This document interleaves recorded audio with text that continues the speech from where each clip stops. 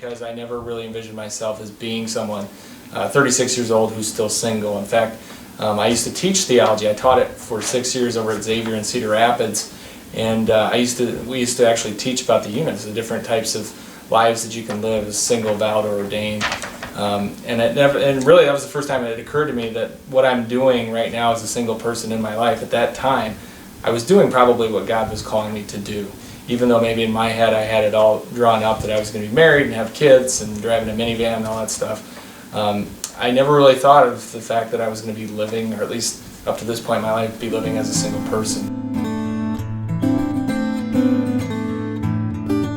I thought that for a long time, and really where it kind of came to me, where this is what I'm called to do, is when I was actually in Mass one time, and it was a priest, and I think it must have been back in Cedar Rapids, but he had mentioned, he said something along the lines of, where you typically are most happy in life is when you are doing the things that God has called you to do. So when you do those things and you embrace them, that's where you become the most happy. And for whatever reason, that just kind of clicked in my head that, Chris, quit fighting it. This is what you're called to do. And embrace it, and throw yourself into many different communities. So kind of from that point on, I really tried to get involved in as many different activities as I could, as many different groups as I could, and many of them revolve around the church. And again, that's where I kind of feel like this is what I'm called to do at this point.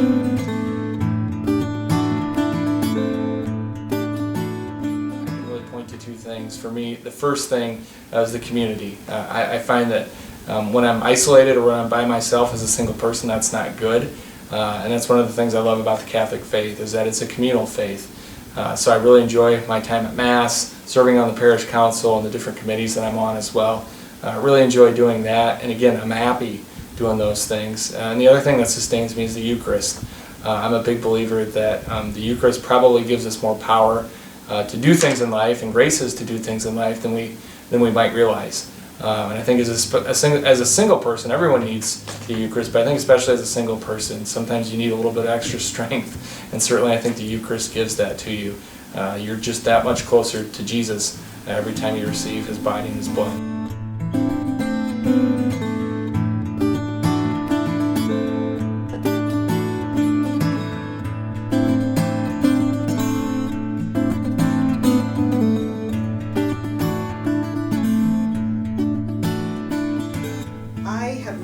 Developed a sense of peace in where I'm at, because I feel like I'm in a sacramental place in my life right now, and I always haven't had that feeling. I feel that I really am enough, that I have a sense of not trying to achieve more, that I'm enough as I am, and that I'm actively living my life as a single person. This is my life. I don't have do-overs, so I'm going to make the most of it.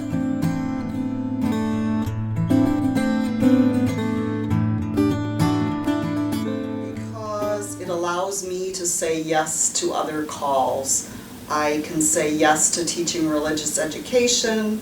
I've been able to say yes and travel to El Salvador. This week I'm working with the El Salvador people that are visiting in Dubuque, and it's just been a great opportunity to say yes to God's call.